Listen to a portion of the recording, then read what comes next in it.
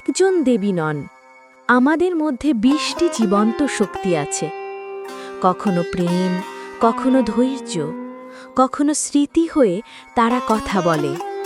এই পথই শক্তি জাগরণের যাত্রা। দেবী ভাগবত ও কালিকা পুরাণে বর্ণিত ২০টি অজানা শক্তি, রতি, বুদ্ধি, ধৃতি, স্মৃতি, মেধা, দয়া, তুষ্টি।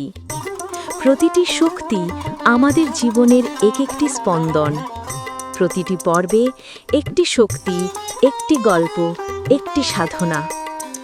রতি শেখায় সংযোগের অনুভব, ধৃতি শেখায় শান্ত নিঃশ্বাস, স্মৃতি ফিরিয়ে আনে মনোযোগ। এ শুধু পৌরাণিক কাহিনী নয়, এটি মন ও আত্মার বিজ্ঞান। ভোরে বা সন্ধ্যায় একটি প্রদীপ জ্বালান, নরম স্বরে বলুন, দেবীর শক্তি নমো নমো।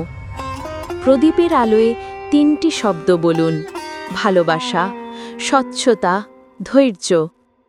৩টি শ্বাস, ৩টি শব্দ। এইভাবেই শুরু হোক আপনার জাগরণ।